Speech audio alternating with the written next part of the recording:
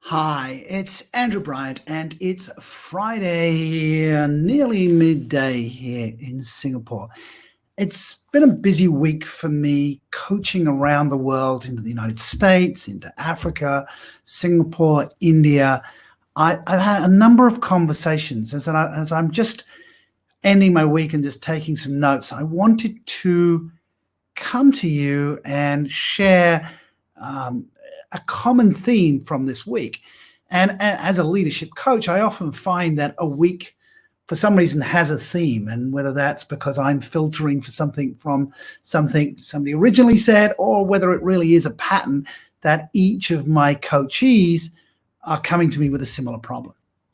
And what I wanted to share in this live broadcast is the challenge of stepping into a leadership position, whether that is stepping in as a new CEO, stepping in as a new partner in a professional service firm, stepping in as a new government minister, or stepping in as a project manager or supervisor of a team.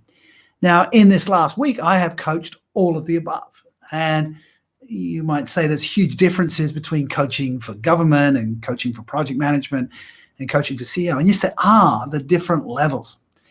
But there's something that is similar. And a key point I wanted to make is when we tend to think of success in our leadership position, we often think in terms of deliverables, right?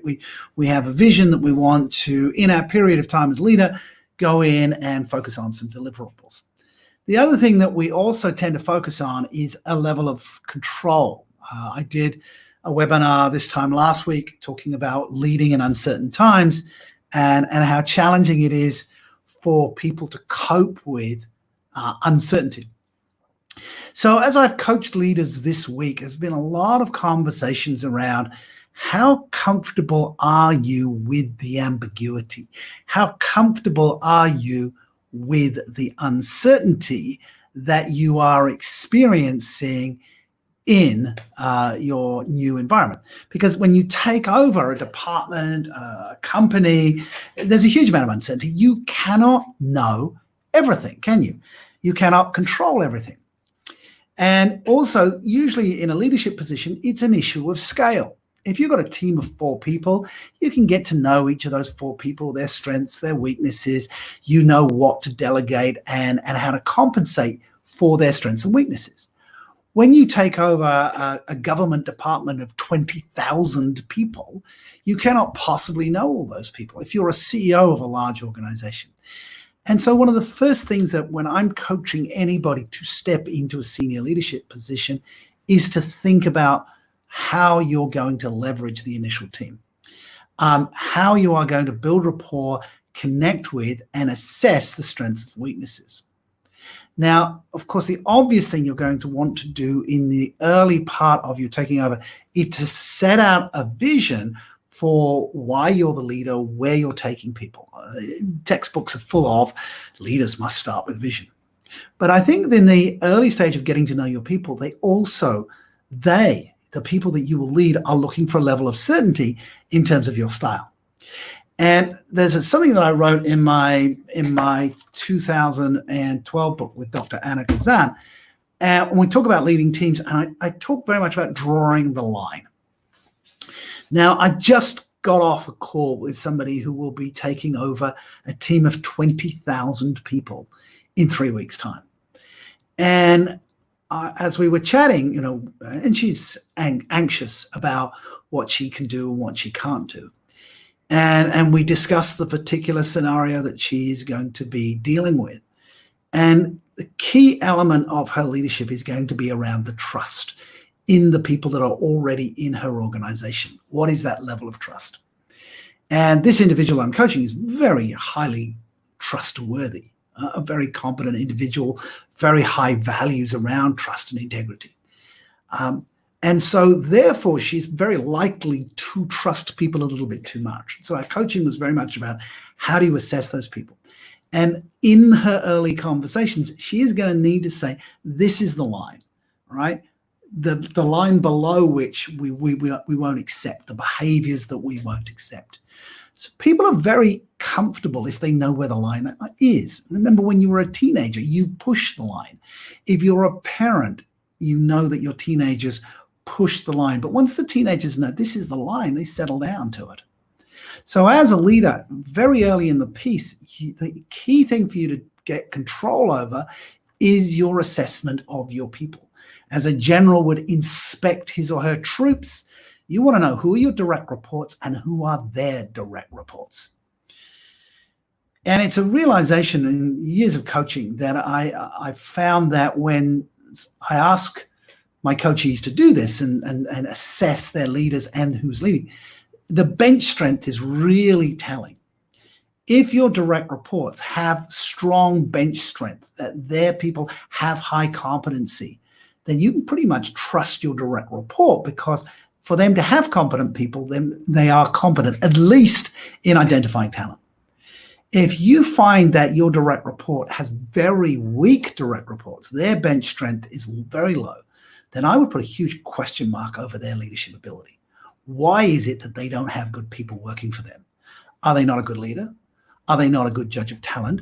Are they insecure that if they surround themselves with great people, they themselves will look bad? All of those are bad signs. Now, I've also done some coaching this week with people who've said, okay, well, I'm going into a new position. I don't want to make any decisions around people until I absolutely understand the business. I want to do a deep dive, get into the weeds, know how the business is working and operating before I make those assessments. The problem with that is not in its intention to know the business. That is important. But in the 2 to 3 months it's going to take you to do the deep dive and understand, your people are wandering around without direction. There's that old biblical saying, without vision, the people perish. So to some extent, you are going to have to trust people to give you information about the business. You don't necessarily have that time to do the deep dive, as much as it will give you a sense of comfort. What you really need to be doing is getting to know the strengths and weaknesses of your people and communicating to them your vision, where you're going to take the company, the department within the next 18 months to 2 years. It doesn't have to be a huge vision, but it needs to be a direction and where that line is. And if you do those things, you are very clearly setting your leadership. You're stepping up into leadership. And just the last piece I wanted to share as I bring this stream of consciousness, which I didn't script, to a live audience today, is really the difference between confidence and self-efficacy.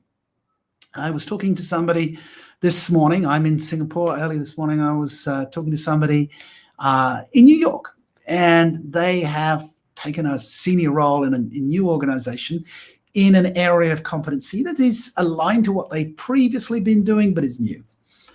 And they were demonstrating a level of anxiety because they're reading up and studying the particular area, and that was limiting their ability to influence upwards to the board, to the senior directors, because they didn't know everything.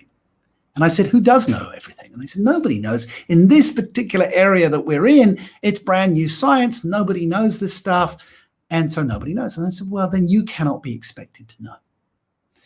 What you have to do is to be an articulate leader, is to say what we know and what we don't know. And you have to develop this comfort with uncertainty. So confidence is what we know, all right? And so this individual has 15 years experience. I said, are you confident to do this? He said, yes. Are you confident to do this? He said, yes. Confident to do this? He said, yes. So the issue is not your confidence. The issue is that you are wanting to do something new and you need self-efficacy. And that is the belief that you will prevail. And it is that comfort with the uncertainty, as I like to call it, the uncertainty quotient. And how are you going to get a level of comfort with that uncertainty? There's a pause. He didn't know. So I used a metaphor. As a coach, as a speaker, I'm fond of using metaphors. I said, do you like roller coasters? And not surprising to me, he said no. And I said, why not?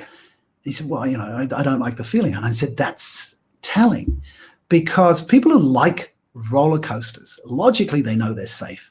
But the whole thrill of a roller coaster is as it flies off the top of the peak, your body is telling you that you're falling and you're out of control. And people scream and they love that. And it's your tolerance for that logic. You know that there are rails, but it feels like you're flying through the air. And for the leaders I coach, this is how they describe it, right? And sometimes I use them, that self-efficacy, that this kind of leadership is throwing the ball forwards and running after it to catch it. You are not in total control, and therefore you need to be comfortable with that uncertainty. You are confident in the principles that you've learned and developed over the years that got you into a leadership position, but you are not in full control of where everything will go. And your ability to make decisions and make new decisions and make everybody else feel comfortable around this uncertainty is what's going to be a test of your leadership. People, whether they're being led in organizations or by their government, want to know that the person in charge cares about them and has a direction. They don't expect people to have all the answers, but they do expect you to listen, to have a vision, to have standards, and to be consistent. And if you can do those things, I believe you can step up into leadership. And I share this from my experience of over 20 years in coaching leaders around the world. I hope that some of this stream of consciousness from my busy week of talking to people is useful to you. If it is, please write something in the comments box below to let me know that this is useful to you. And then we will continue to share those things with you. So with that, I'm looking for something here. Where is it? I was looking for something here and it disappears every time I see it. Okay, never mind. So this is Andrew Bryant saying, have a great weekend and a great start to the next week. Stay safe, stay sane, and make a difference.